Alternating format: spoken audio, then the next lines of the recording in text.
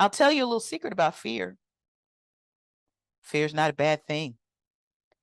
Fear was actually built into us for a very good reason. So I got to ask you, if you were in the bush way back in BC, okay?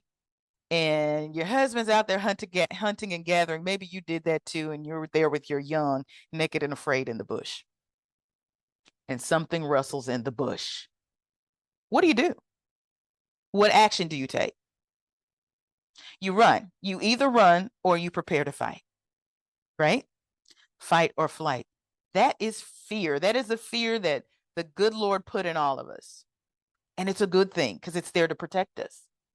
The problem becomes when you've been attacked by that lion or whatever it was, or in some cases, I like to use the analogy of crossing the street. You look both ways, but that Mack truck still blindsided you and knocked you out and you're paralyzed. What are you going to do when it's time to cross the street again? You'll look both ways, but you may not cross the street.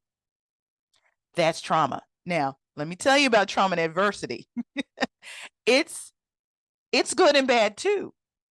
It's unfortunate that sometimes our trauma will dictate how we move forward, if we move forward, how we speak up, how we don't speak up. Our voice can be impacted that way. However, I call this the burden of resilience.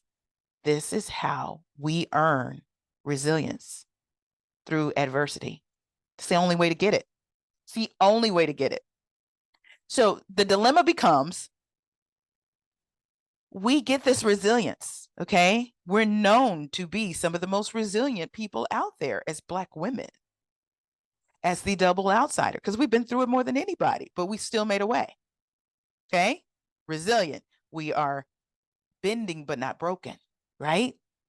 But do we deal with the trauma?